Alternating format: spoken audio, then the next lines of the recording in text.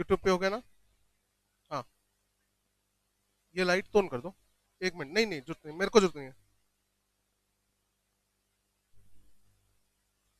ठीक है। ना ना, ठीक है, मेरे को तो हो जाएगा, काम चल जाएगा। शेयर ये सेटिंग करवानी पड़ेगी आपको इसकी। बस। Good morning.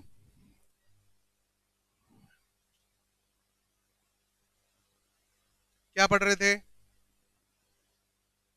लो में क्या पढ़ रहे थे? कौन सा टॉपिक आ गया था? अच्छा, केस लॉस कर रहे थे। एशबरी रेलवे हो गया था। ओके, तो इसी के नीचे अब दूसरा केस लो करेंगे। कोटला वेंकटा स्वामी वर्सेस सीवी रामामूर्ति।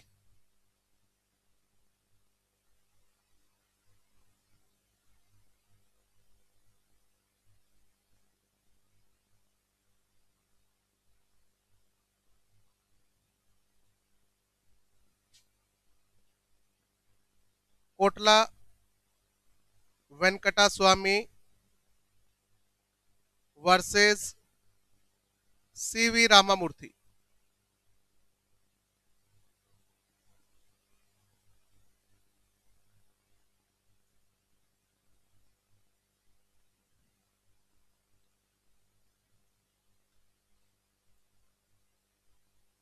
कितने बच्चों के ये लेक्चर मिस हो चुके हैं? आज कुछ नए बच्चे लग रहे हैं। अच्छा, घुमाए साउथ में। दो। कोई बात नहीं, बैकअप लेक्चर मिल जाएगा, आपकी ऐप में डला हुआ है ये। यूट्यूब पे भी है, ऐप में भी मिल जाएगा, और ये सारे नोट्स आपको हैंड रिटन मिल जाएंगे, ठीक है? वो सारे बना लेना अपनी फेयर बुक में। कोटला वेंकटा स्वामी वर्सेस सीवी रामामूर्ति केस में क्या हुआ था? एक कंपनी के एमओए के अंदर बोरोइंग पावर थी। अब मैंने आपके सामने क्या लाइन बोली, इसको समझते पहले तो। ये कंपनी है, कंपनी के एमओए के ऑब्जेक्ट क्लोज में बताओ क्या लिखा होता है? पर्पस, बिजनेस, हमारी कंपनी का पर्पस क्या है, ये लिखा होता है। साथ में यहां पर एडिशनल एक लाइन लिखी होती है बोरोइंग के बारे में। बोरोइंग क्लोज बोलते हैं हम इसे, क्या बोलते हैं? Borrowing close.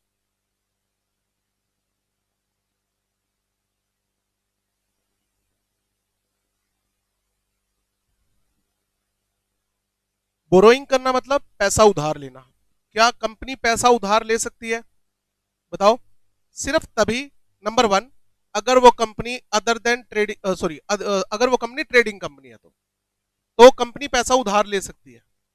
अगर वो company other than trading company है तो उस कंपनी के ऑब्जेक्ट क्लोज में जब तक मेंशन ना हो कि कंपनी अपने ऑब्जेक्ट्स को फुलफिल करने के लिए पैसा उधार ले सकती है, तब तक पैसा उधार नहीं ले सकते। फिर काम कैसे चलेगा? इसका मतलब यह है कि शेयर होल्डर्स ने यह कहा हुआ है बोर्ड ऑफ डायरेक्टर को कि जो पैसा हमने तुम्हें कैपिटल के तौर पे दिया है उसी से धंधा करना है भाई, बाहर से पैसा उधार नहीं उठाना। क्योंकि पैसा उधार उठाते ना तो प्रॉफिट हो चाहे लॉस हो, इंटरेस्ट तो देना पड़ता है। ये आपने प्लस टू में पढ़ा होगा आपकी बिजनेस स्टडीज में कि डेट के फायदे भी है और डेट के नुकसान भी है। तो अगर किसी कंपनी के एमओए के ऑब्जेक्ट क्लोज में ये लिखा हुआ है company can borrow money for its objective, तो इसका मतलब कंपनी पैसा उधार ले सकती है। कंपनी डिबेंचर इश्यू कर सकती है, कंपनी बैंक से लोन ले सकती है, फाइनेंशियल इंस्टीट्यूशन से लोन ले सकती है, अदरवाइज नहीं। क्लियर? अच्छा, कंपनी की तरफ से पैसा उधार लेने की पावर किसके पास होगी? ये कहां लिखा होगा? आर्टिकल ऑफ एसोसिएशन में। और बहुत ही कॉमन लाइन होती है, board of directors are empowered to borrow money. पैसा उधार लेने की पावर किसके पास होगी? बोर्ड ऑफ डायरेक्टर के पास होगी। अच्छा, लोन कितने तरह के होते हैं? सिक्योर्ड और अनसिक्योर्ड। मॉर्गेज डीड वर्ड सुना है सबने? क्या होता है? सिक्योर्ड लोन के केस में ये मॉर्गेज डीड लिखी जाती है। लोन एग्रीमेंट अलग होता है, मॉर्गेज डीड अलग होती है। लोन एग्रीमेंट में लिखा होता है हम आपसे कितना पैसा उधार ले रहे हैं, कितने टाइम के लिए, हम आपको कितना इंटरेस्ट पे करेंगे। मॉर्गेज डीड में लिखा होता है कंपनी की कौन सी एसेट हम आपको सिक्योरिटी के तौर पे दे रहे हैं।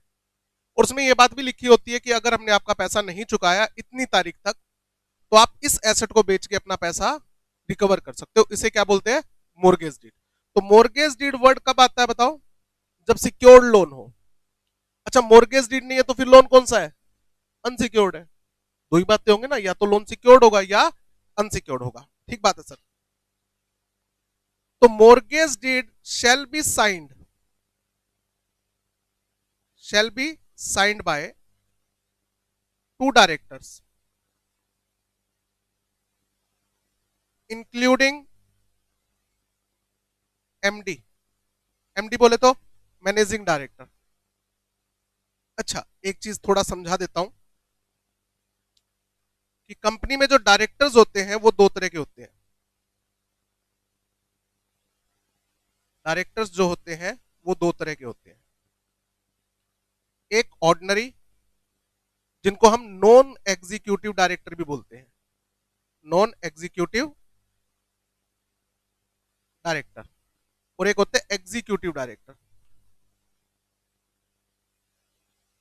एग्जीक्यूटिव डायरेक्टर के और भी नाम है, whole time director, whole time director, full time director और managing director. Managing director, non executive director को हम ऑर्डिनरी डायरेक्टर भी बोलते हैं। नॉन एग्जीक्यूटिव डायरेक्टर को हम ऑर्डिनरी डायरेक्टर्स भी बोलते हैं। ऑर्डिनरी डायरेक्टर जो है बेटा, ये सिर्फ बोर्ड मीटिंग अटेंड करते हैं। ये क्या करते हैं? बोर्ड मीटिंग अटेंड करते हैं।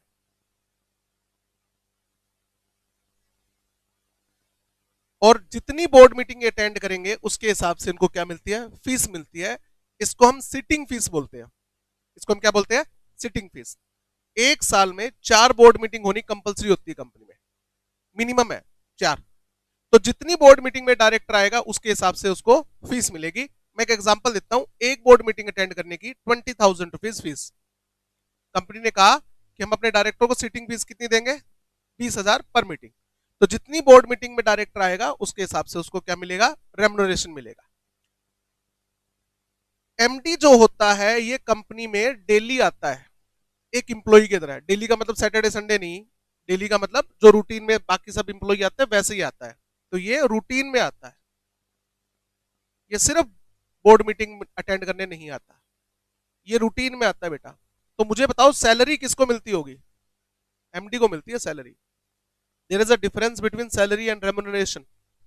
रेम्युनरेशन का मतलब क्या है? मेहनताना। इसमें सब कुछ आ गया, इसमें कमीशन भी आ गया, सैलरी भी आ गई, सिटिंग फीस भी आ गई। ठीक है। सैलरी का मतलब एक इंप्लॉई की बात चल रही है, सैलरी का मतलब एक इंप्लॉई की बात चल रही है। ठीक है। यहां पर ये इंप्लॉई नहीं है बॉस, ये ऑफिसर है। कंपनी के डायरेक्टर क्या होते हैं? ऑफिसर होते हैं। तो जितनी मीटिंग मैं अटेंड करूंगा मुझे क्या मिल रहा है? सिटिंग फीस मिल रही है। वो रेम्युनरेशन, उसको सैलरी नहीं बोल सकते। रेम्युनरेशन का मतलब क्या है? मैंने किसी के लिए कोई भी काम किया, बदले मुझे जो कुछ मिलेगा वो रेम्युनरेशन है। सैलरी वर्ड का मतलब समझ गए? किसी के लिए मैं रूटीन में काम कर रहा हूं। ठीक है। जैसे इंप्लॉई, इंप्लॉई बोलते हैं तो क्या होता है? इंप्लॉई और एजेंट में फर्क होता है ना। अगर मैं बोलूंगी मेरा सेलिंग एजेंट है, तो इसका मतलब जब मैं उसको डायरेक्शन देता हूं तब वो काम करता है। हालांकि इंप्लॉई भी एजेंट होता है, बट वो रूटीन में काम कर रहा होता है। ठीक है। आपके अकॉर्डिंग ज्यादा पावर किसके पास होती होगी? एमडी के पास, क्योंकि कंपनी का काम डेली संभालने आ रहा है। इसके पास पावर क्या होती है? ज्यादा होती है। इसको कंपनी के अंदर क्या चल रहा है सारा पता है, क्योंकि तो डेली आ रहा है। हर कंपनी में एमडी होना जरूरी नहीं है। हमने पढ़ा है ना, प्राइवेट कंपनी में मिनिमम 2 डायरेक्टर होने चाहिए, पब्लिक कंपनी में मिनिमम 3 डायरेक्टर होने चाहिए। कौन से डायरेक्टर? एनी डायरेक्टर, इन दोनों में से कोई भी। एग्जीक्यूटिव, अगर आपको लगता है आपका धंधा ऐसा है कि भाई एक बंदा रोज चाहिए संभालने के लिए, तो आप एमडी अपॉइंट कर लो। आपको लगता है नहीं नहीं ऐसा कुछ नहीं है, डायरेक्टर लोग आके 3-4 महीने में एक बार संभाल ले, काम चल जाएगा हमारा काम, तो आप ऑर्डिनरी डायरेक्टर रख लो, क्यों खर्चा बढ़ा रहे हो? पॉइंट समझ में आ रहा है? हाँ। तो एमडी होना कंपलसरी नहीं है, पहली बात तो ये समझो। जो लिस्टेड कंपनी होती है, बड़ी कंपनीज होती है, उनके अंदर एमडी की अपॉइंटमेंट कंपलसरी होती है। छोटी कंपनी में आपको अपॉइंट करना है तो करो, नहीं करना है तो मत करो। अब देखो क्या लग रहा है, देखो क्या लिखा हुआ है कंपनी ने कि हमारी जो मोर्गेज डीड होगी उसके ऊपर किसके साइन होने चाहिए? 2 डायरेक्टर के, जिसमें से एक क्या होगा? एमडी होगा। ये हमारी कंपनी का रूल है जी, क्लियर? प्रोसीजर है हमारी कंपनी का। अब इस कंपनी को एक बंदे ने लोन दिया,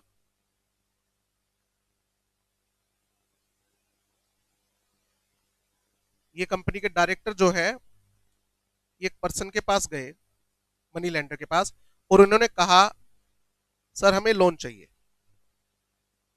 कहता सर 1 मिनट मैं आपकी कंपनी का एमओए पढ़ लेता हूं कि क्या आपकी कंपनी पैसा उधार ले सकती है। तो उन्होंने कहा हाँ उधार ले सकती है, और मॉर्गेज डीड हम साइन करके आपको दे देते हैं। ये मनी लेंडर,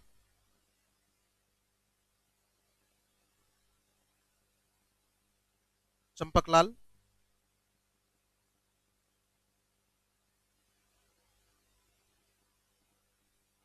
अब मॉर्गेज डीड पे इसने क्या देखा, साइन होने चाहिए, किसके होने चाहिए, 2 डायरेक्टर के साइन थे, ठीक है, signed by 2 director, signed by 2 ordinary directors.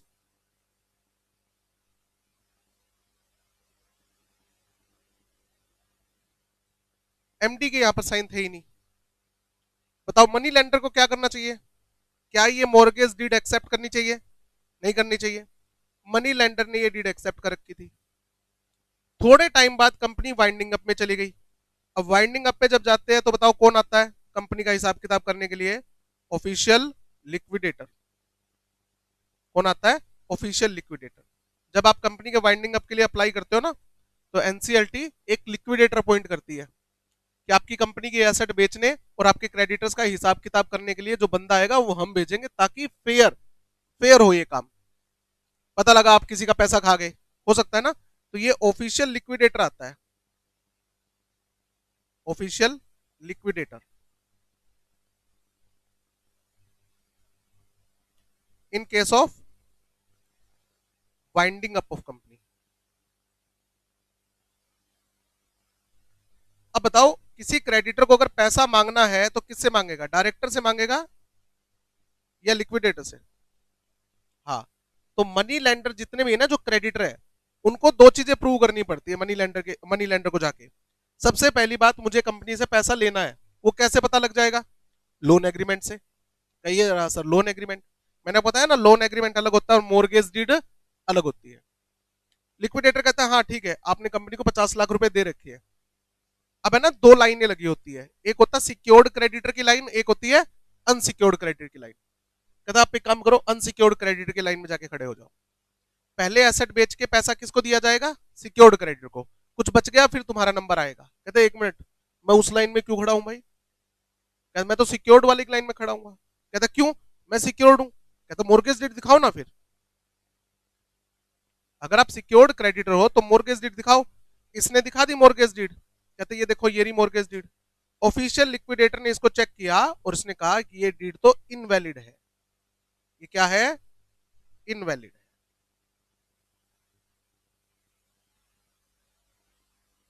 इसने कहा इनवैलिड है, कैसे, क्योंकि इस पे एमडी के साइन नहीं है। ये कहता है सर एक बात बताओ, मैंने तो कंपनी एक्ट पढ़ा हुआ है और उसमें ये लाइन लिखी हुई है कि कंपनी की तरफ से डॉक्यूमेंट को ऑथेंटिकेट कौन करता है, डायरेक्टर्स। या तो उस पर कॉमन सील लगी होनी चाहिए, अगर कॉमन सील नहीं है तो 2 डायरेक्टर के साइन होंगे। 2 डायरेक्टर में एक कंपनी सेक्रेटरी भी हो सकता है और एक डायरेक्टर भी हो सकता है। अगर कंपनी में सेक्रेटरी है, पढ़ा है ना आपने कॉमन सील वाले टॉपिक में। कहता मैंने तो एमडी का पढ़ा ही नहीं कहीं। कहता देख कंपनी के रूल्स में क्या लिखा हुआ है, mortgage deed shall be signed by 2 director including MD. अब डायरेक्टर्स ने ये डीड जो तुम्हें साइन करके दी है, इसमें इन्होंने आर्टिकल ऑफ एसोसिएशन को क्या नहीं किया, फॉलो नहीं किया। तो ये जो डीड है ये वैलिड नहीं है, ये ट्रांजेक्शन वैलिड नहीं है। मनी लेंडर ने केस फाइल कर दिया।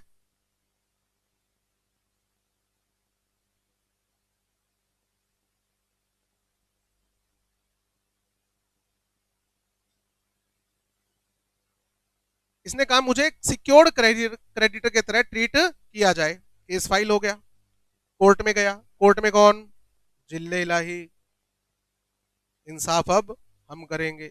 आ जाओ भैया, सारे फैक्ट्स मेरे सामने रखो, बताओ बात क्या, फैक्ट का मतलब बात, मुझे बताओ बात क्या है। तो कोर्ट में जब ये मामला गया तो सारी बात रखी गई। लिक्विडेटर ने बताया कि ये डीड मैं इनवैलिड क्यों कह रहा हूं, क्योंकि इस पे एमडी के साइन नहीं है। मनी लेंडर ने कहा कि कंपनी के डॉक्यूमेंट पे तो 2 डायरेक्टर के साइन होने चाहिए। और वो वैलिड हो जाता है। इस पे 2 डायरेक्टर के साइन थे। ऑफिशियल लिक्विडेटर के वकील ने कहा सर कंपनी का प्रोसीजर डिफरेंट है, कंपनी के प्रोसीजर में क्या लिखा हुआ है, इंक्लूडिंग एमडी, मॉर्गेज डीड पे एमडी के साइन होने चाहिए। मनी लैंडर के वकील ने कहा कि सर मुझे क्या पता कि ऐसा कोई रूल है। तो कोर्ट ने क्या कहा, पता होना चाहिए था, पता होना चाहिए था। कोर्ट ने कहा यहां पर कौन सा रूल अप्लाई होगा, रूल ऑफ कंस्ट्रक्टिव नोटिस।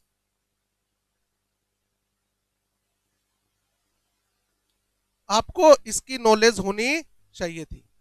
अगर आपने कंपनी के आर्टिकल ऑफ एसोसिएशन को पढ़ लिया होता तो आपको पता लग जाता कि जो डीड मैं ले रहा हूं, मॉर्गेज डीड जो मैं ले रहा हूं वो वैलिड नहीं है, और आप मना कर देते कि भाई इस पे एमडी का साइन करवाओ, नहीं तो मैं लोन नहीं देता। आपने नहीं पढ़ा है, किसकी गलती है, आपकी गलती है।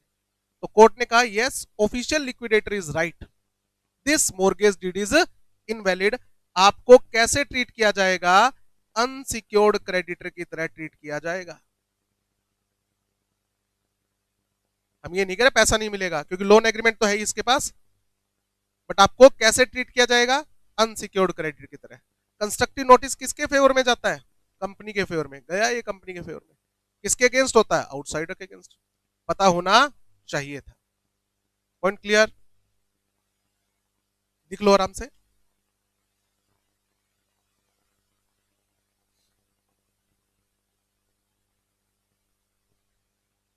एनसीएलटी कोर्ट,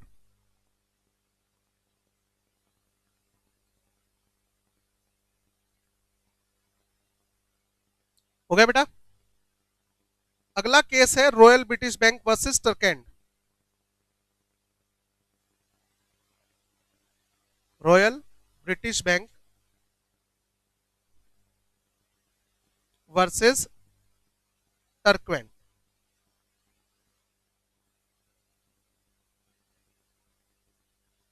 इस केस में क्या हुआ था, एक कंपनी है और उस कंपनी के एमओए के ऑब्जेक्ट क्लोज में लिखा हुआ है company can borrow money.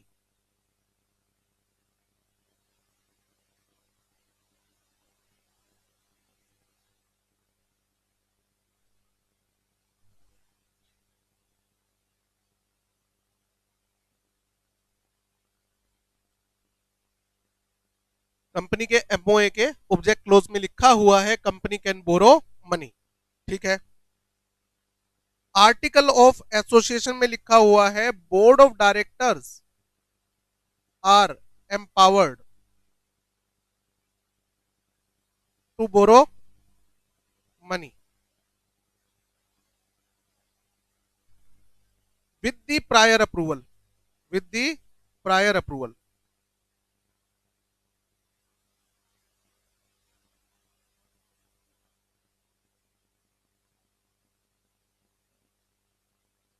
Prior approval of members, but किसकी अप्रूवल लेनी पड़ेगी, मेंबर्स की अप्रूवल लेनी पड़ेगी, ठीक है।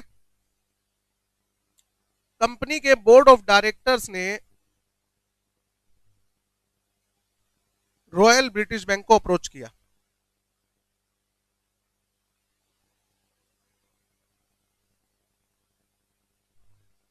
डायरेक्टर obtain borrowings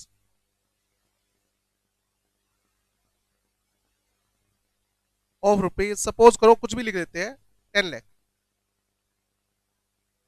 बैंक से, रॉयल ब्रिटिश बैंक से। ये मनी लेंडर हो गया।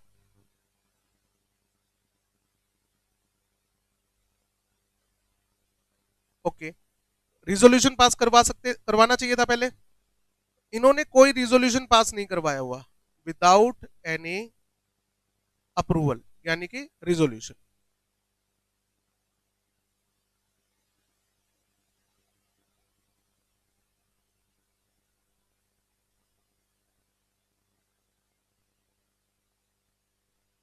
ठीक है, बताओ कंपनी जो है क्या इसके लिए लाइबल है, इस लोन के लिए क्या कंपनी लाइबल होगी,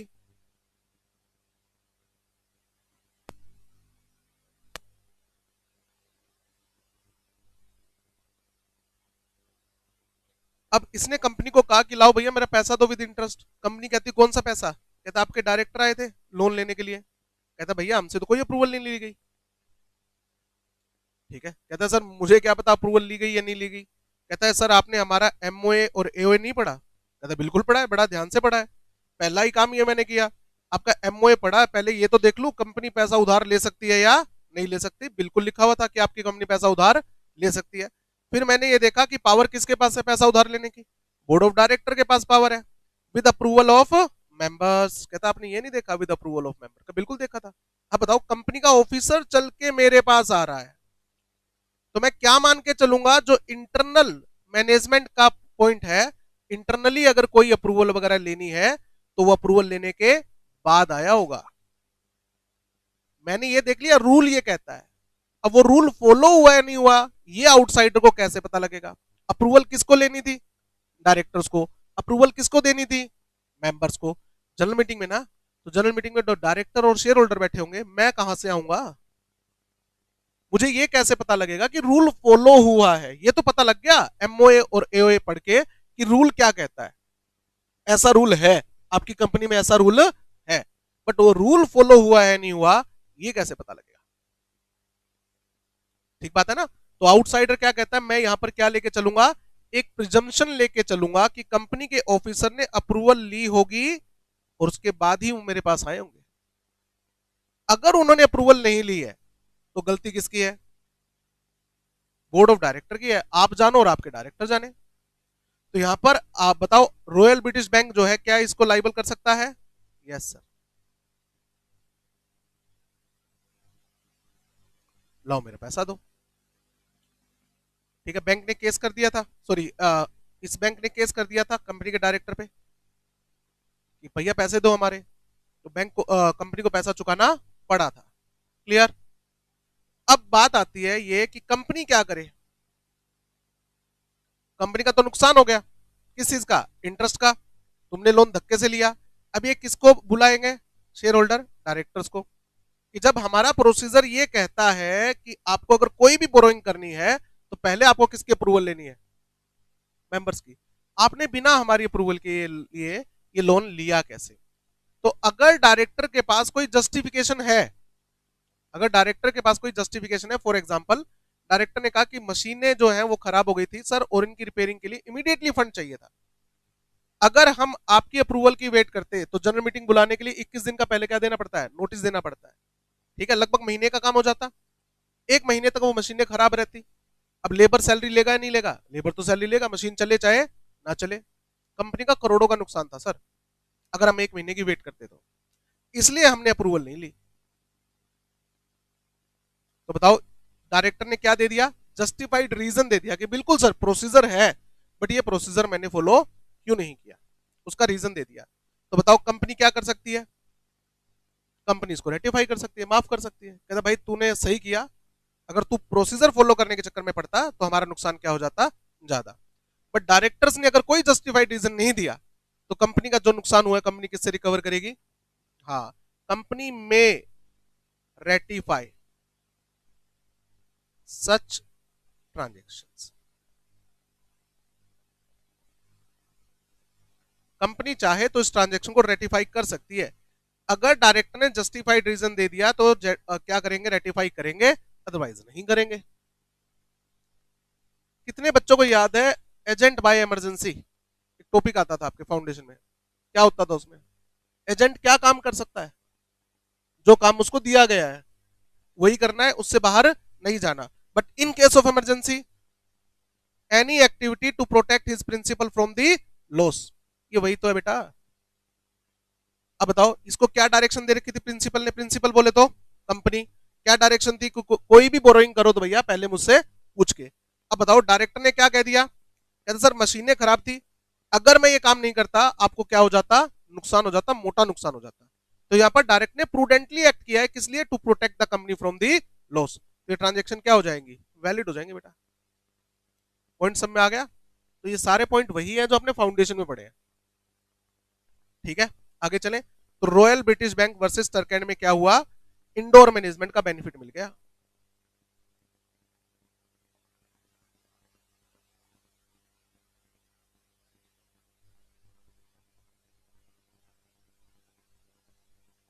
कि मैंने आपका एमओए और एओए पढ़ा और मुझे ये पता लग गया कि ये रूल है।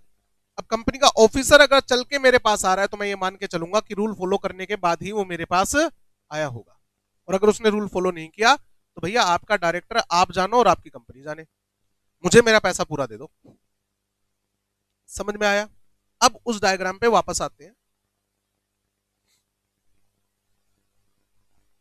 ये वाला doctrine of ultra vires act, एक बार फिर से देखते हैं। Doctrine of ultra vires act, any act और transaction which falls outside the boundary, company की दो बाउंड्री होती है, एक एमओए और एक एओए, ठीक है। Ultra vires act of company या MOA, ultra vires act of director यानी कि AOA. Ultra vires act of company क्या कहलाता है? कोई भी transaction which falls outside the object clause of memorandum, जो कंपनी के ऑब्जेक्ट क्लॉज से बाहर जा रही है, एंड नॉट इंसिडेंटल, इंसिडेंटल मतलब लिंक्ड या रिक्वायर्ड, और ये रिक्वायर्ड भी नहीं है, to the attainment of its objective, attainment मतलब प्राप्ति, अचीवमेंट, हमें अपने ऑब्जेक्ट को अचीव करने के लिए काम करने की जरूरत भी नहीं थी। ओके, इफेक्ट क्या है? ये ट्रांजैक्शन वॉइड होगी, कंपनी इसके लिए लाइबल नहीं होंगी, बोर्ड ऑफ डायरेक्टर्स के लिए पर्सनल लाइबल होंगे। सिंस कॉन्ट्रैक्ट इज वॉइड, ना कंपनी पार्टी को लाइबल कर सकती है इस कॉन्ट्रैक्ट को परफॉर्म करने के लिए, और ना पार्टी कंपनी को लाइबल कर सकती है इस कॉन्ट्रैक्ट को परफॉर्म करने के लिए, और ऐसे एक्ट्स को रेटिफाई भी नहीं किया जा सकता। क्यों नहीं किया जा सकता? क्योंकि ये काम कंपनी कर ही नहीं सकती। क्लियर? उसके बाद ultra vires act of director, any transaction which falls within object clause of memorandum but falls outside the authority of board of director. इसका इफेक्ट क्या होगा? सच ट्रांजैक्शन में बी वैलिड, ये ट्रांजैक्शन वैलिड हो भी सकती है और नहीं भी हो सकती। अगर ये वैलिड नहीं है, ये ट्रांजैक्शन वैलिड नहीं है, तो कौन लाइबल हो गया? Board of director. और इसका एग्जांपल क्या था? कोटला वेंकटा स्वामी वर्सेस सीवी रामामूर्ति। देखो नीचे लिखवा रखा है ना, कोटला वेंकटा स्वामी वर्सेस सीवी रामामूर्ति। डायग्राम को दोबारा देखो, कोटला वेंकटा स्वामी वर्सेस सीवी रामामूर्ति को। बताओ यहां पर क्या फॉलो नहीं हुआ? एमओए फॉलो नहीं हुआ या एओए फॉलो नहीं हुआ? एओए फॉलो नहीं हुआ, मतलब ये ट्रांजैक्शन कंपनी के ऑब्जेक्ट क्लोज के अंदर है बट डायरेक्टर्स की अथॉरिटी के बाहर चला गया। अब वहां पर वर्ड क्या लिखा? मे। अब बताओ ये वैलिड क्यों नहीं हुई? ये ट्रांजैक्शन वैलिड क्यों नहीं हुई? बोलो। क्योंकि यहां पर कंपनी को किसका फायदा मिल गया? कंस्ट्रक्टिव नोटिस का। कंपनी कहते भैया पता होना चाहिए था आपको, ये डीड वैलिड नहीं है। अब देखो कंस्ट्रक्टिव नोटिस का फायदा मिल गया कंपनी को, तो ये ट्रांजैक्शन वैलिड नहीं है, तो डायरेक्टर पर्सनली लायबल हो जाएंगे भैया। बट अगर आउटसाइडर को इंडोर मैनेजमेंट का बेनिफिट मिल गया, रॉयल ब्रिटिश बैंक वर्सेस टर्केंड, अब उसमें भी तो ट्रांजैक्शन आर्टिकल ऑफ से बाहर जा रही है। कंपनी पैसा उधार ले सकती है, डायरेक्टर ने अप्रूवल लेनी चाहिए थी, अप्रूवल नहीं ली, तो यहाँ पर आउटसाइडर क्या कहता है? मैं तो ये मान के चलूंगा ना जी कि अप्रूवल ली होगी, अब ये ट्रांजैक्शन तो वैलिड है। अब नुकसान किसका हो गया वैलिड है तो? कंपनी का। अब कंपनी डिसाइड करे कि नुकसान रिकवर करना है डायरेक्टर से या नहीं करना, वो आपके ऊपर है। या तो आप रेटिफाई करोगे या रेटिफाई नहीं करोगे।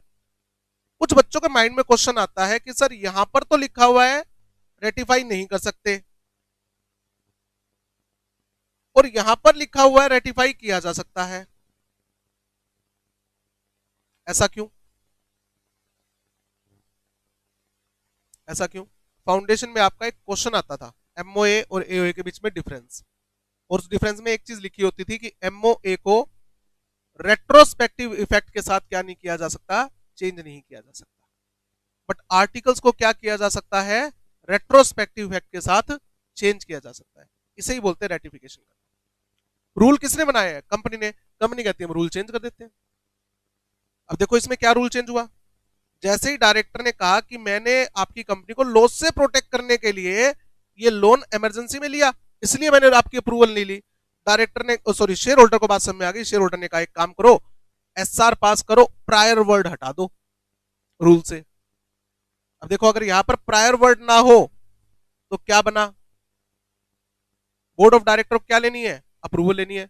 कब ले सकते हैं? कभी भी ले सकते हैं, पहले भी ले सकते हैं और बाद में भी ले सकते हैं। तो रूल कैन बी चेंज्ड, ठीक है। रूल तो हमने ही बनाए हैं, प्रोसीजर तो हमने ही सेट किया, हम प्रोसीजर क्या कर सकते हैं? चेंज कर सकते हैं, ठीक है। ये लॉजिक है जी। क्लियर हुआ? उसके बाद डॉक्ट्रिन ऑफ कंस्ट्रक्टिव नोटिस और इंडोर मैनेजमेंट सारा हो गया। एक टॉपिक और जो आपके सिलेबस में आता था फाउंडेशन में, एक्सेप्शन टू दी रूल या doctrine of indoor management.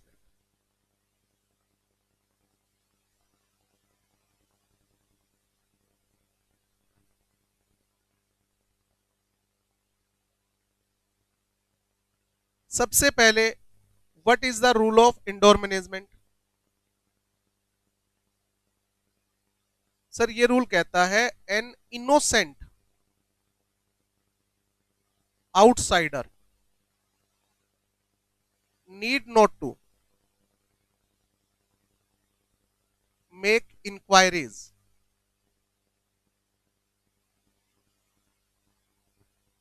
about the compliance of internal process या procedures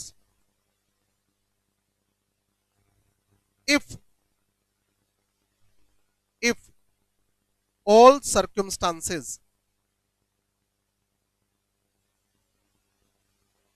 are normal। एक इनोसेंट आउटसाइडर को इंक्वायरी करने की जरूरत नहीं है कि कंपनी के ऑफिसर्स ने इंटरनल प्रोसीजर्स को फॉलो किया है या नहीं किया है, बट ये सिर्फ कब होगा? जब सिचुएशन क्या हो? नॉर्मल हो।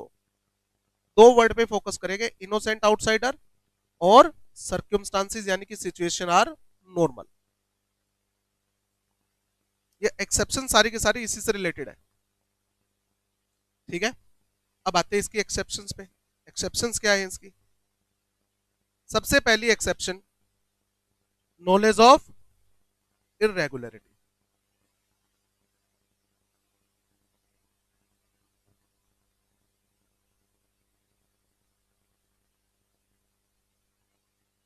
Knowledge of irregularity. अच्छा, what is the meaning of regular? कोई चीज रेगुलर है इसका मतलब एज पर रूल।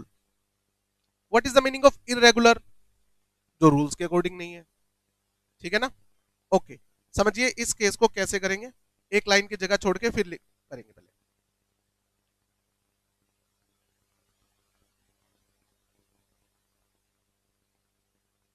ये मिस्टर ए है,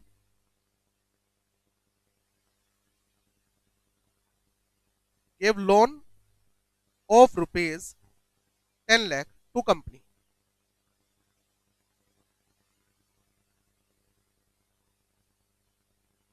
इसने कंपनी को 10 लाख का लोन दिया।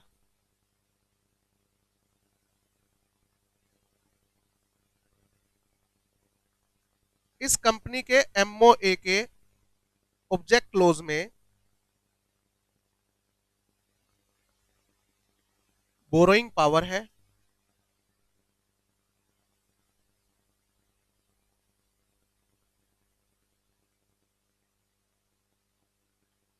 और इस कंपनी के आर्टिकल ऑफ एसोसिएशन में लिखा हुआ है board of directors can borrow money up to ₹2 lakh. Board of director कितना पैसा उधार ले सकते हैं? 2 lakh. More than ₹2 lakh will require prior approval of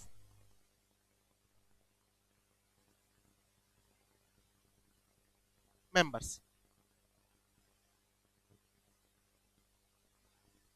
ये रूल है हमारी कंपनी कि 2 लाख तक का लोन लेना है डायरेक्टर को तो मेंबर से पूछने की जरूरत नहीं है, और अगर 2 लाख से ज्यादा का लोन लेना है तो मेंबर्स की क्या लेनी पड़ेगी? अप्रूवल लेनी पड़ेगी डायरेक्टर, ठीक है। कंपनी के डायरेक्टर ने बिना रिजोल्यूशन पास करवाए 10 लाख का लोन ले लिया।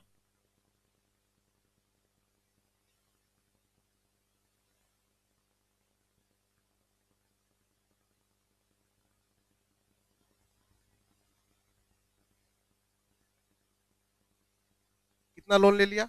10 लाख का लोन ले लिया। अब मुझे बताओ, ये जो मिस्टर ए है, ये कंपनी को कितने के लिए लाइबल कर सकता है?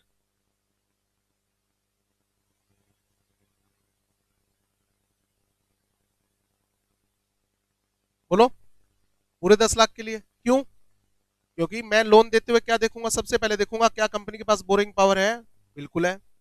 फिर मैं देखूंगा क्या डायरेक्टर इतना लोन ले सकते हैं? कहते ले तो सकते हैं।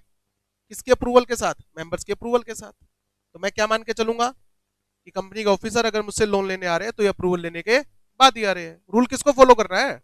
रूल तो डायरेक्टर्स को फॉलो करना है ना, तो फॉलो करके आए होंगे। तो इसको किसका बेनिफिट मिला होगा? इंडोर मैनेजमेंट का बेनिफिट मिल गया होगा।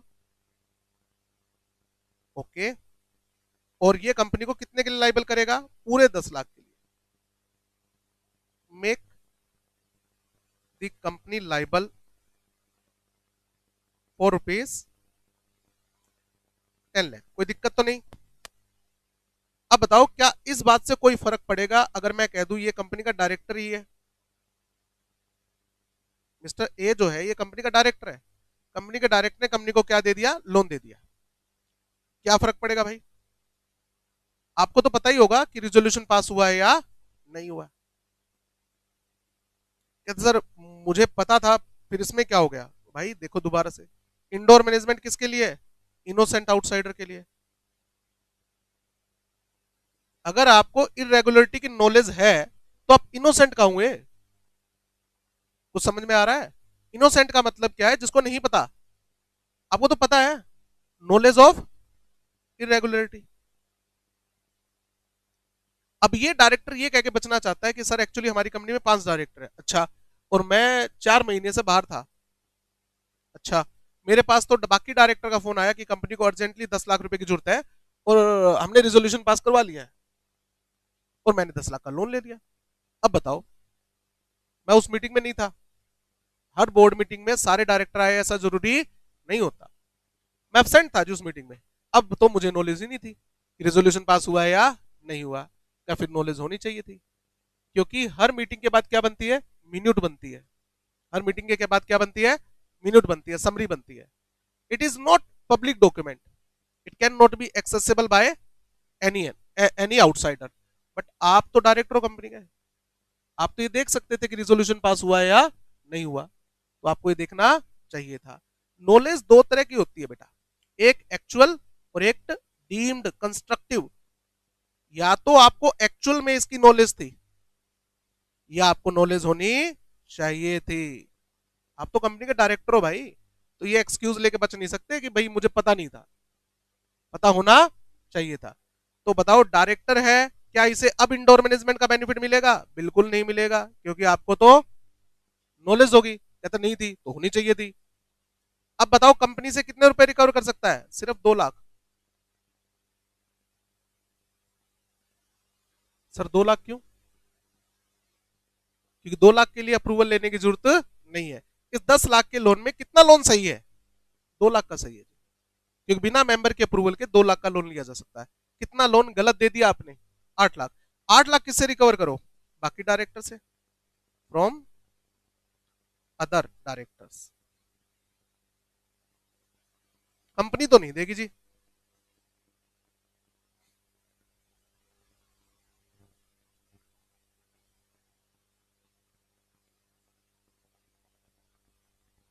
हाँ जी बेटा बताइए, आगे बात समझ में आई है?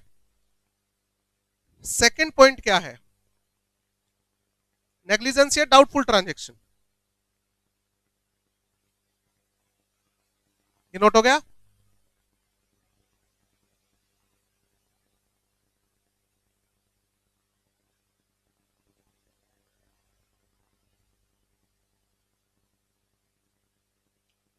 नॉर्मल सिचुएशन में आपको इंक्वायरी करने की जरूरत नहीं है, बट अगर सिचुएशन डाउटफुल है तो क्या कहते हैं? Every prudent person. What is the meaning of prudent? समझदार। Every prudent person shall make proper inquiry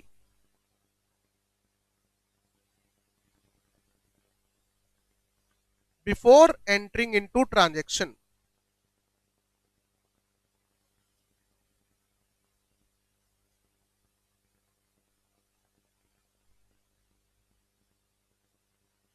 if situations are या सिचुएशन इज नॉट नॉर्मल, यानी कि डाउटफुल है, तो भैया डाउटफुल सिचुएशन के केस में इंक्वायरी करनी होती है। दोबारा देखो ऊपर क्या लिखवाया इंडोर मैनेजमेंट वाले बॉक्स में, इनोसेंट आउटसाइडर को इंक्वायरी करने की जरूरत नहीं है अगर सर्कमस्टांसिस क्या है, नॉर्मल है तो, और अगर नॉर्मल नहीं हो तो फिर तो क्या करना चाहिए, इंक्वायरी करनी चाहिए। सही बात है ना। अब देखो मान लो जैसे लड़के हैं, अब उनकी प्रोफाइल पे किसी लड़के की रिक्वेस्ट आती है, ठीक है, तो आप क्या इंक्वायरी करोगे कि लड़का कौन है, कोई कॉमन फ्रेंड भी नहीं होगे तो भी एक्सेप्ट कर लोगे। और मान लो लड़की की रिक्वेस्ट आ जाए तो, और लड़की की फोटो भी अच्छी लगी हो और चल के मैसेज आए, हाय हैंडसम कैसे हो, तो इसका मतलब ये कुछ तो गड़बड़ है दया, ये रॉन्ग नंबर है। आप एक्सेप्ट कर लेते हो, उसके बाद चैट होने लगती है, थोड़े दिन के बाद चैट के बाद वो कहते हैं यार मुझे अर्जेंट 5,000 रुपए की जरूरत है, बताओ पैसे देने चाहिए, बताओ नहीं देने चाहिए ना, तुम जानते ही नहीं भाई उसे, ठीक बात है ना। तो ये डाउटफुल ट्रांजेक्शन है कि चल के लड़की का मैसेज आया, चल के तुमसे बात करे, शक्ल देखी है तुमने अपनी, ठीक है, हाँ मैं अपनी शक्ल भी देखता हूँ, कोई बात नहीं, मैं ऐसे काम नहीं करता, डाउटफुल ट्रांजेक्शन। आओ अब इस केस में क्या हुआ, उसमें तो जानता ना भाई मैं,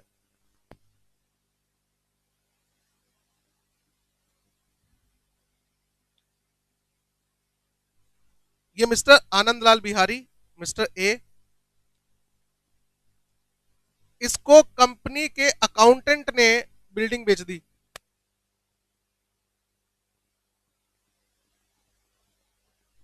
अकाउंटेंट ऑफ कंपनी, सिर्फ अकाउंटेंट है कंपनी का, डायरेक्टर नहीं है, sold building of the company.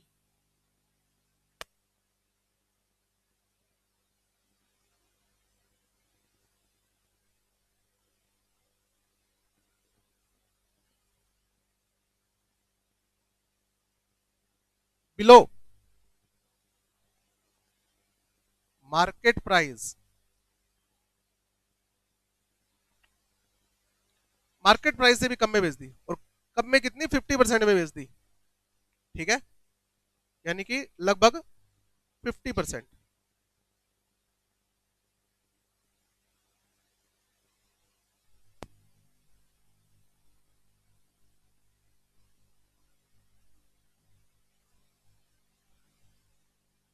ये कंपनी की बिल्डिंग।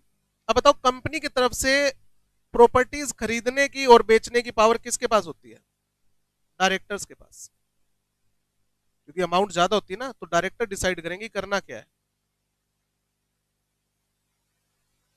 ये बिल्डिंग ऑफ कंपनी है।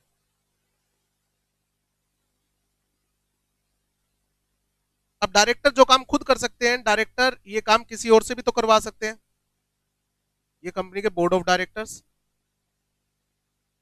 अब बताओ डायरेक्टर खुद बिल्डिंग बेचने के लिए मार्केट में निकलेंगे नहीं, ये किसको ऑथोराइज करेंगे, बोर्ड रिजोल्यूशन पास करके ये किसी को ऑथोराइज कर सकते हैं।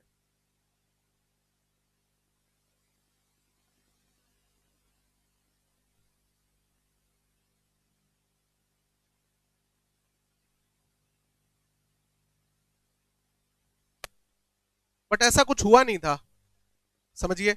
मिस्टर ए जो है वो इस एरिया में जहां पर कंपनी की बिल्डिंग का काफी टाइम से घूम रहे थे, इस अकाउंटेंट ने एक दिन पूछ लिया कि क्या चक्कर है भाई साहब, बहुत बहुत बार देखा आपको इस एरिया में घूमते हो, कि यार मेरे को इस लोकेशन पे बिल्डिंग चाहिए अपने काम धंधे के लिए, बट मेरा इतना बजट नहीं है, तो मैं बस सर्च करने आता हूँ कि क्या पता कोई मिल जाए। कहता आपका बजट कितना है, कितने का है, कहता मेरा बजट तो 5 करोड़ का है, कहता भाई साहब इस एरिया में तो 10 करोड़ से कम की बिल्डिंग नहीं है, कहता हाँ बस वही है। कहता भाई साहब आप मेरा नंबर रख लो, अगर आपको लगे ना इस एरिया में कोई सौदा है, अच्छा सौदा है, तो मुझे बता देना। अकाउंट ने नंबर ले लिया, अकाउंटेंट ने 3 दिन बाद इसको फोन किया कि कंपनी को बहुत ज्यादा पैसों की जरूरत पड़ गई है जी, इमरजेंसी है, कंपनी को बिल्डिंग बेचनी है। कहते सर आपकी बिल्डिंग तो कम से कम 10 करोड़ की है। कहता नहीं नहीं, कंपनी को पैसे की जरूरत है, अगर तुम सारा पैसा आज ही कैश दे दोगे तो कंपनी 5 करोड़ में दे देगी, आपके बजट में है जी, ये सौदा आपके बजट में है। इसने हाँ कर दी, इसने हाँ कर दी। बिल्डिंग खरीदने के बाद अगले दिन ये पहुंचा और बोला कि बिल्डिंग खाली करो। डायरेक्टर्स कहते बिल्डिंग खाली करो, क्या बात भाई? कहता मैंने खरीद ली। डायरेक्टर कहते जब हमने बेची ही नहीं, तूने खरीद किससे ली? कहता अकाउंटेंट से। कहता मिस्टर पी जो है वो आपका अकाउंटेंट है ना? कहता हाँ। अकाउंटेंट है नहीं था, उसको 2-3 दिन पहले हमने निकाल दिया था, अब वो पता नहीं कहाँ है। कहता अब समझ में आ गई कहानी, उसने तो मेरे को मामू बना दिया, कंपनी की बिल्डिंग बेच के चला गया, कैश ले गया।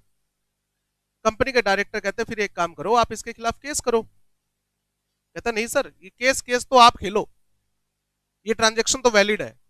डायरेक्टर कहते कैसे वैलिड है? Indoor management.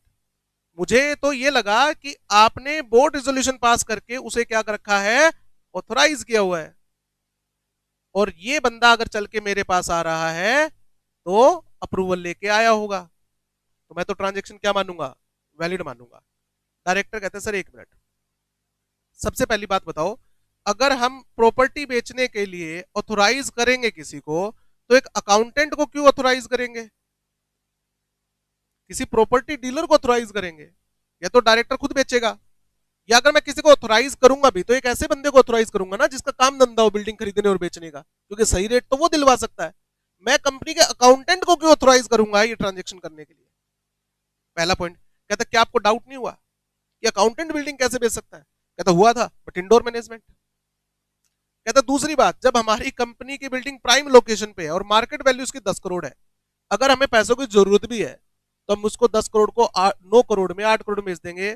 50% मार्केट वैल्यू पे कौन बेचता है भाई? क्या आपको डाउट नहीं हुआ कि चीज इतनी सस्ती कैसे मिल रही है? कहता डाउट तो हुआ था, बट इंडोर मैनेजमेंट। कहता सर ऐसा है, you are not innocent, you are गधा। There is a difference between innocent and fool. आप गधे हो। इतने हिंट मिल रहे हैं आपको कि कुछ तो गड़बड़ है दया। सुंदर लड़की की फ्रेंड रिक्वेस्ट, खुद चल के आपसे बात कर रही है, इसका मतलब ये फेक आईडी है बेटा। हाँ एंजल प्रिया, इन लोगों ने स्टोरी भी सुनी हुई है। चलो अब बताओ, क्या इसको इंक्वायरी नहीं करनी चाहिए थी अकाउंटेंट से या कंपनी से? कैसे? कि अगर आपको ऑथोराइज किया होगा तो आपको एक पावर ऑफ अटर्नी दी होगी, पावर ऑफ अटर्नी, वो दिखाओ। दूसरा, पैसे देने से पहले क्या आपको डायरेक्टर से कंफर्म नहीं करना चाहिए था कि आपने ही अकाउंटेंट को ऑथोराइज किया है क्या? ये करना चाहिए था, क्योंकि सिचुएशन क्या नहीं है, नॉर्मल नहीं है बॉस, सिचुएशन नॉर्मल नहीं है। इस केस में आपको इंक्वायरी करनी चाहिए थी। आप इंक्वायरी करते तो पता लग जाता कि ट्रांजेक्शन वैलिड नहीं है। ठीक है, अब इस केस में कंपनी लाइबल नहीं है बिल्डिंग की रजिस्ट्री आपको देने के लिए। आपका जो नुकसान हुआ है वो इस बंदे ने किया है, इसके खिलाफ एफआईआर दर्ज करवाओ और इसी से अपना पैसा रिकवर करो। ना कंपनी आपको बिल्डिंग देगी और ना कंपनी आपको पैसा देगी। क्यों नहीं देगी कंपनी पैसा? क्यों? हमारे पास आया नहीं पैसा, अकाउंटेंट लेके भाग गया। पॉइंट सब में आया। थर्ड एक्सेप्शन, बस लास्ट है, फोर्जरी। फोर्जरी पता है ना क्या होता है? फ्रॉड करने का एक तरीका है। फोर्जरी क्या है? फ्रॉड करने का एक तरीका है। ठीक है, इसमें एक पर्सन दूसरे पर्सन के साइन करता है, इस बात से कोई फर्क नहीं पड़ता कि डिट्टो साइन कर दिए, इससे बात से कोई फर्क नहीं पड़ता कि उसने एग्जैक्ट साइन कर दिया। आपके साइन मैंने तो नहीं किया, अगर कोई मेरे जैसे डिट्टो साइन करके कोई ट्रांजेक्शन कर लेता है तो उसके लिए मैं थोड़ी लायबल हो जाऊंगा। किसी की शक्ल मेरे जैसी है और उसने कोई कांड कर दिया तो उसके लिए मैं थोड़ी लायबल हो जाऊंगा। ठीक बात है? तो forgery creates no right. Forgery क्या मानी जाती है? Null and void. फोर्जरी से कभी भी कोई राइट क्रिएट नहीं होता। फोर्जरी से की गई ट्रांजैक्शन हमेशा जीरो होती है, नल वॉइड होती है, इसका कोई लीगल इफेक्ट नहीं होता। अब इस केस में क्या हुआ था? कंपनी की तरफ से शेयर इश्यू करने की पावर किसके पास होती है? बोर्ड ऑफ डायरेक्टर के पास। ये कंपनी के board of directors. Share certificate आजकल तो इश्यू नहीं होते, पुराने जमाने में होते थे। ये एक शेयर सर्टिफिकेट है। अच्छा, शेयर सर्टिफिकेट पे क्या होता है? कंपनी की इंफॉर्मेशन, शेयर होल्डर की इंफॉर्मेशन। जिसके पास शेयर सर्टिफिकेट होते हैं वो कंपनी का क्या होता है? शेयर होल्डर होता है। ये शेयर सर्टिफिकेट जो है वो एक पर्सन को इश्यू हुए,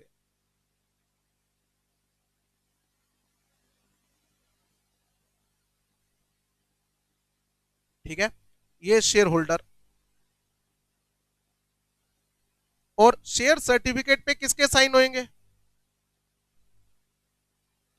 या तो इस पे कॉमन सील होनी चाहिए, अगर कंपनी की कॉमन सील नहीं है तो signed by one director and company secretary, ऐसा ही होना चाहिए। ठीक बात है। ये सर्टिफिकेट जो है ये कंपनी सेक्रेटरी ने इश्यू कर दिए।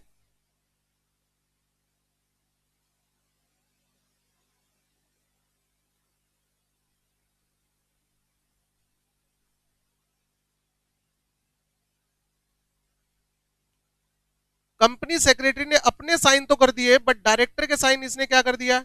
खुद कर दिए।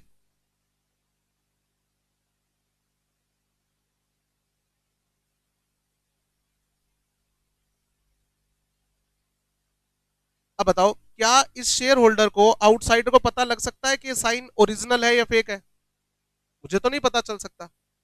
इस शेयर होल्डर ने कंपनी में कंप्लेंट डाली कि मेरे पास में कंपनी के शेयर है और 2 साल से है, इन 2 साल में कंपनी की 2 जनरल मीटिंग हो चुकी और मेरे पास एक भी नोटिस नहीं आया, जबकि शेयर होल्डर के पास right to attend general meeting होता है। और मेरे पास डिविडेंड का चेक भी नहीं आया, कंपनी ने डिविडेंड डिक्लेयर किया, मेरे पास तो चेक भी नहीं आया। कंपनी के कस्टमर केयर ने कहा सर आप शेयर सर्टिफिकेट नंबर बताओ। हर शेयर सर्टिफिकेट के ऊपर नंबर होता है ना, यूनिक नंबर होता है, शेयर सर्टिफिकेट नंबर बताओ। जैसे इसने शेयर सर्टिफिकेट नंबर बताया, कंपनी ने कहा कि सर ये शेयर सर्टिफिकेट तो हमने कभी इश्यू किया नहीं, आपको कहां से मिले? कहते सर प्राइवेट प्लेसमेंट हुई थी, प्राइवेट प्लेसमेंट हुई थी, मेरे पास ऑफर लेटर आया था आपकी कंपनी के सेक्रेटरी का, और उस मैंने उनके खाते में पेमेंट जमा करवाई थी और उन्होंने सर्टिफिकेट दिए थे। सर कंपनी सेक्रेटरी ने फ्रॉड कर दिया आपके साथ और ये भाग चुका है, इसके नाम पे जाओ और एफआईआर दर्ज करवाओ अपने पैसे रिकवर करने के लिए। कहता सर 1 मिनट, मैं तो ये सर्टिफिकेट वैलिड मानूंगा जी, जो केस वेस करना है वो आप करो। किसका सेक्रेटरी था? आपका। मैं तो ये मान के चलूंगा कि साइन क्या है? ओरिजिनल है। मुझे कैसे पता लगेगा कि साइन फेक है? कहता पॉइंट है, आपकी बात बिल्कुल ठीक है, आपको नहीं पता था ये साइन फेक है, बट एक बात बताओ, जो चीज हमने इश्यू ही नहीं करी वो वैलिड कैसे हो जाएगी? इंडोर मैनेजमेंट का बेनिफिट किस में मिलता है? इरेगुलरिटी के केस में, कि कोई ट्रांजेक्शन हुई है बट उसमें रूल फॉलो नहीं हुआ। यहां तो ट्रांजेक्शन ही नहीं हुई भाई, हमने शेयर इश्यू ही नहीं किए, जो चीज इश्यू ही नहीं वो वैलिड कैसे हो सकती है? यहां पर ऐसा नहीं है कि रूल फॉलो नहीं हुआ, यहां पर तो ट्रांजेक्शन ही नहीं हुई भाई, फोर्जरी। अब आपके घर, आपका खुद का घर है? कहता हाँ जी बिल्कुल है। क्या कोई आपके नाम से साइन करके आपका घर बेच दे तो आप घर खाली कर दोगे? मैं क्यों बेच दूंगा, मैं क्यों घर खाली कर दूंगा? कहता बस वही चीज हम करें, जब हमने सर्टिफिकेट इश्यू ही नहीं किया तो वैलिड कैसे हो जाएगा भाई? इस केस में आपको कोई राइट नहीं मिलेगा, ये शेयर सर्टिफिकेट क्या है? इनवैलिड, क्योंकि हमने इश्यू ही नहीं किए। इसके खिलाफ एफआईआर दर्ज करवाओ, आप पर्सनली लाइबल करो इसको, कंपनी लाइबल नहीं है।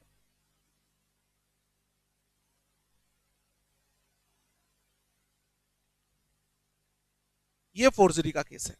अभी 2 और पॉइंट भी बाकी है, वो भी कल करेंगे।